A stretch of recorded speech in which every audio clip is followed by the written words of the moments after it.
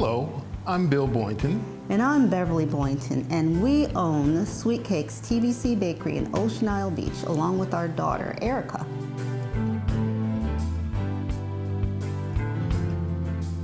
Back when I was a child, my parents bought me an Easy Bake Oven. And I found out then I love to bake things, and from that point, when I became an adult, I started baking cakes for my children. And I found the more I did it, the better I got at it. And it went from there to baking for other people. And we started just a baking business in Connecticut from our home. And we were the requested baker for specialty cakes, wedding cakes, birthday cakes. I was known as the cake lady. And I was Mr. Cake Lady. She baked at home, but the thing was, she was the baker, and I did the savory and the food end of it. So we kind of complemented one another. Oh, we moved here in 2002. In 2002. 2002. And he retired from the police department. In Connecticut. We have 4 children that we want to raise in a slower pace, not in the city. So we moved here to Brunswick County, and he got a job working for the school system, and I sat at home for a while. Eventually we both got jobs at Novant. Last year we started baking again at the farmer's market.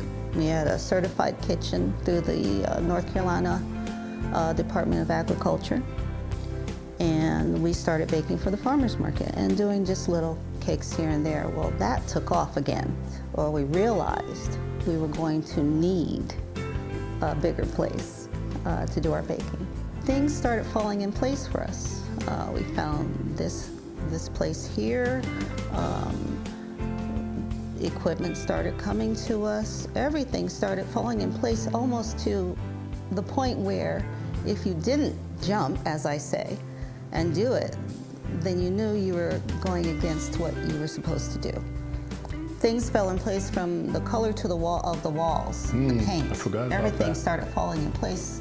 So it was obvious we were going to have to take that leap of faith and leave our full-time jobs and do this. We had some difficult points in life. Everybody has things that happen in life, but it seemed like it started to come to us one after another. With the loss of my daughter Erica, who works in the bakery, she's a partner with us, her infant son.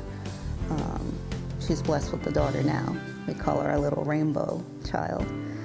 And then William being diagnosed with cancer, and just little things that life hits you with. We had a choice to make. We could either succumb to all of life's little hits, or we can push forward. So we decided to push forward. And rise above. And rise above it. And then when the bakery started and everything started coming into place and all the people were being put in our path to encourage us and help us, we realized that's what we were supposed to do. Sure. So if you look at our name, and it's called Sweetcakes TBC, we had to put the TBC in there because it stands for the blessed creation. We were blessed to do this. Blessed, absolutely blessed. And we know that just as people helped us, we're to help others. So yes, it's a business, and yes, we're supposed to make an income, but first, I think the priority for us is to touch somebody's heart, touch somebody's life. Encourage them, because just as we were having a tough time, we want to, and people came and helped us. We want to reciprocate. We want to, help others, One time there's a gentleman, he was 14 cents short, and we had to beg him to take it. And we said, it's not, and he's, oh, you got a business. We have a business, but you have to understand our background. Our background is this neighborhood, the people here who treated us nice. How dare we decide that we're going to become cold-hearted? We're supposed to lead by example. That's not the example we want to lead. So we do things like that. Sometimes somebody will come in and there's one cookie left and they took, and we say, well, why don't you take this one, because we don't want it to sit here lonely. and they just laugh. But we give as well as we sell. We offer just about anything.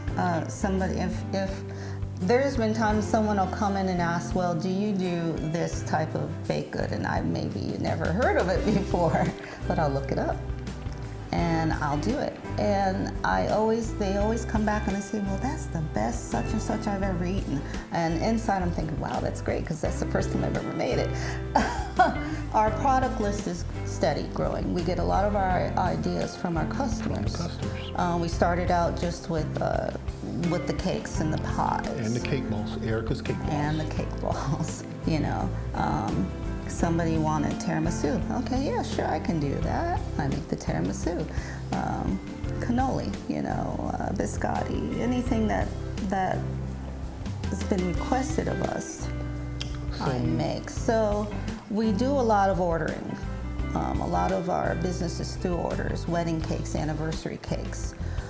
But in our cases, every day, for the people that walk in, we like to have the staples, cinnamon rolls, turnovers, a type of cookie, and a type of pastry, and a type of pie.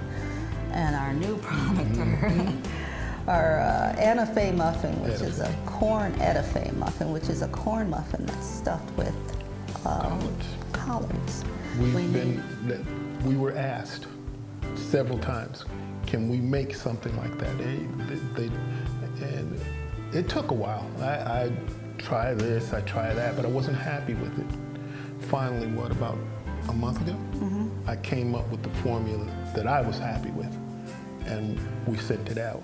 And it's named etouffee for two ladies that took a bite, and it took off. Yeah. So we tried to figure out what to call it, and Miss Etta and Miss Faye are the two that sent it out there, and everybody asked for it, which is why we call it the etouffee cornbread. But it's actually cornbread stuffed with a corn muffin stuffed with collards. We like to keep the feeling that you're walking into your kitchen. Whereas you go to most places, there's that secrecy. We've got nothing to hide. Shortly after we had opened, there is a woman that came in, and we were closed, but we were baking. And she begged that we just open the door so she could smell Cookies. the cookie. And she just did the happy dance once she could smell it.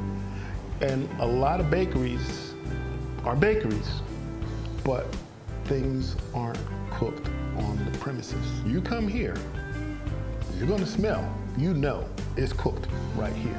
You come in, you see somebody doing something back in there. We're not hiding anything. And I like to tell people we're a family bakery. Very much so. So you're going to see a toddler running around. You're going to see an unhappy 2-year-old, Yes. you know. So parents with kids, they like to come in here because they know, okay, all right, I can relax. My child's going to be a child, but they have children being children. Being children too. You know. Since we started before the tour season, we've connected with the neighborhood, and the neighborhood knows us. We have a saying, we say, what happens in the bakery stays in the bakery. Yeah, because some people, don't tell my husband, don't tell my wife.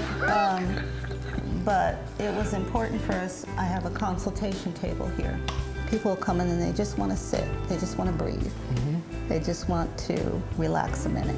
And we want it to be a place where you walk in and you feel peaceful. There's no pressure. There's no pressure.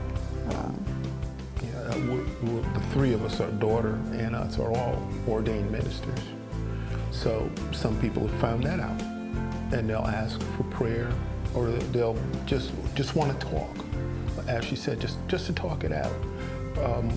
Years ago, we used to have what we called what table was it? The table. Yeah, the table.